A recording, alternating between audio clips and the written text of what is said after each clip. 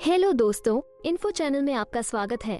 आज हम एक असाधारण इंसान के जीवन के बारे में जानने जा रहे हैं जो भारतीय हरक्यूलिस के नाम से जाने जाते हैं। उनकी अद्भुत ताकत, बहादुरी, दयालु हृदय और अविस्मरणीय प्रदर्शन ने उन्हें भारत के इतिहास में एक महान व्यक्ति बना दिया है। और वो कोई और नहीं बल्कि कोडी राममूर्ति नायडू हैं।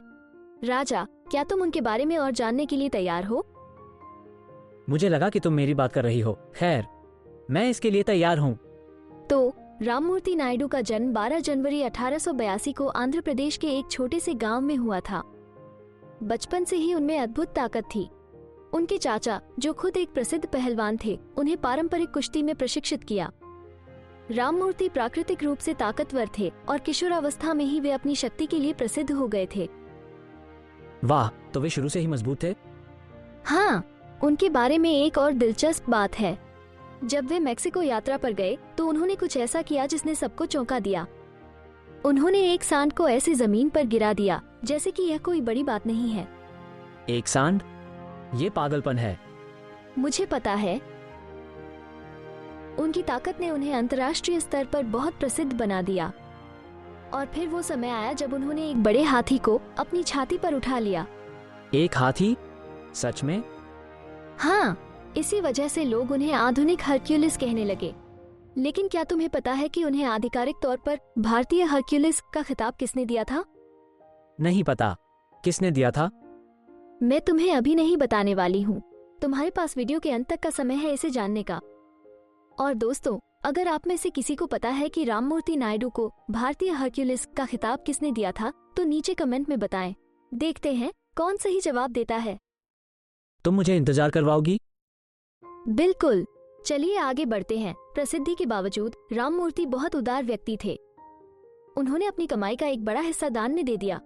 वे हमेशा दूसरों की मदद करते थे और उनकी जिंदगी को बेहतर बनाने की कोशिश करते थे। ये वाकई प्रेरणादायक है। वे न सिर्फ ताकतवर थे बल्कि एक अच्छे इंसान भी थे। बिल्कुल, उनके सर्कस के प्रदर्शन ने भी उनकी प्रसिद्धि में बड़ा योगदान दिया। उन्होंने ऐसी ताकत वाले कारनामे किए जो दर्शकों को हैरान कर देते थे और वे दुनिया में प्रसिद्ध हो गए। तो वे एक मजबूत इंसान और एक कलाकार का मिश्रण थे।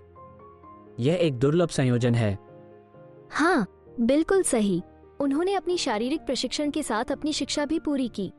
वे सिर्फ अपने शरीर पर ध्यान नहीं दे रहे थे बल्कि अपने दिमाग को भी सुधारने पर ध्यान दे रहे थे।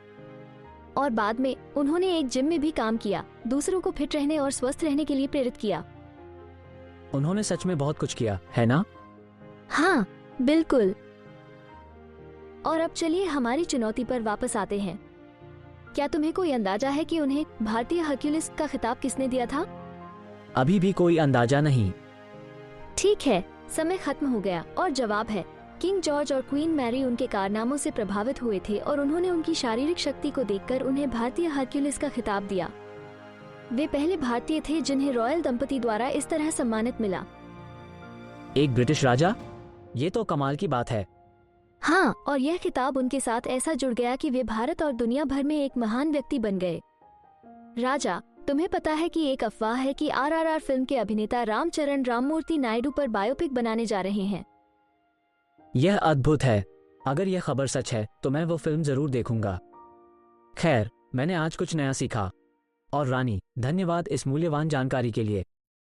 और दोस्तों, क्या आपने सही जवाब दिया? हमें कमेंट में बताएं। देखने के लिए धन्यवाद दोस्तों, और अधिक रोमांचक कहानियों के लिए लाइक करें, शेयर करें और सब्सक्राइब करना ना भूलें।